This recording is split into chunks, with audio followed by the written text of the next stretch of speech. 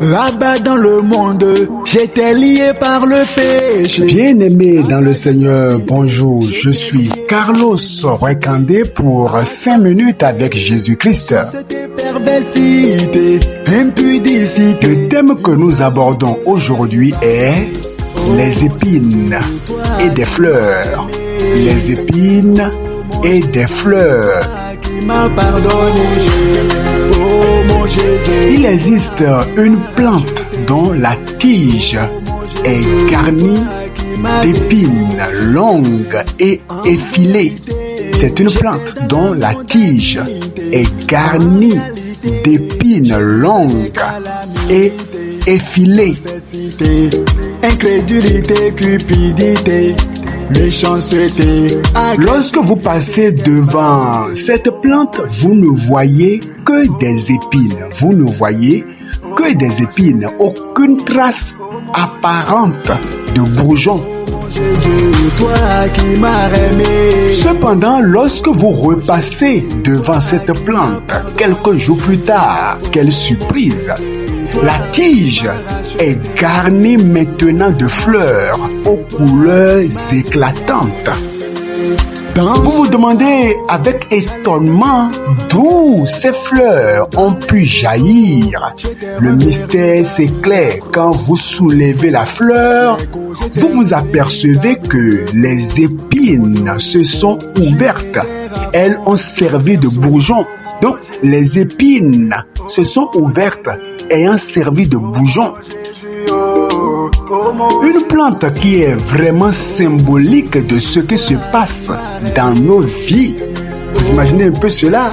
La tige qui est remplie d'épines, mais après de ces épines sortent des fleurs. Donc les épines vont s'ouvrir pour donc laisser place aux fleurs. La souffrance que vous vivez est comme l'épine qui blesse et dont la vue n'a rien de réjouissant. Le lion de Juda. Mais un jour viendra, eh bien oui, un jour viendra où, pour le croyant du sein de la souffrance, une grande bénédiction s'épanouira, jaillira telle une fleur magnifique. Aujourd'hui, vous êtes dans des difficultés énormes, dans des problèmes par-ci par-là. Vous passez de persécution en persécution, d'opposition en opposition. Mais le livre de Romains chapitre 5 verset 3 à 4 nous dit: nous nous glorifions même des afflictions, sachant que l'affliction produit la persévérance, la victoire dans l'épreuve, et cette victoire, l'espérance. C'est pour vous dire que les persécutions que vous vivez aujourd'hui, les rejets que vous vivez aujourd'hui ne sauraient être comparés à la gloire qui vous est réservée.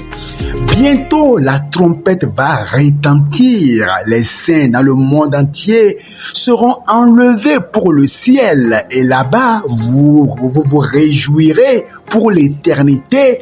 Vous serez accueillis par les anges. Là-bas, plus de tristesse au ciel, plus d'angoisse au ciel, plus de douleur au ciel, plus de larmes. Vous vous réjouirez au ciel pour le siècle des siècles. C'est pour cela, ne cédez pas à la tentation, ne laissez pas la place à l'ennemi ni au découragement, car les difficultés actuelles ne sauraient être comparées à la gloire à venir. En vérité, j'étais dans la montagne. Je ne sais pas quelle épreuve vous vivez actuellement, peut-être un retard, peut-être des difficultés sur le plan financier, peut-être que c'est votre foyer qui est instable, vous ne comprenez pas votre mari, il a de ces comportements bizarres à vous blesser le cœur, mais tenez ferme et continuez à prier, car ces défis que vous voyez aujourd'hui, vous ne les reverrez bientôt plus jamais.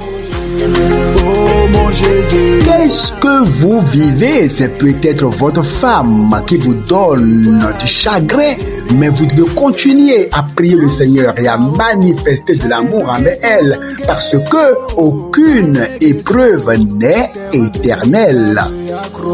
Qui nous séparera de l'amour de Christ, l'avait dit Paul? Serait-ce le péril, l'angoisse, la famine?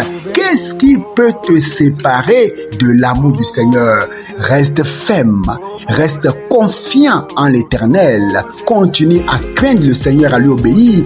Ne te compare pas aux autres, car la gloire qui t'est réservée est bien plus grande. Que le Seigneur te bénisse, que le Seigneur te fortifie, que le Seigneur t'encourage. Continue à obéir au Seigneur et à lui plaire. Bientôt, sa gloire va jaillir sur ton visage. Que le Seigneur te bénisse. Pardonnez ma sanctifié.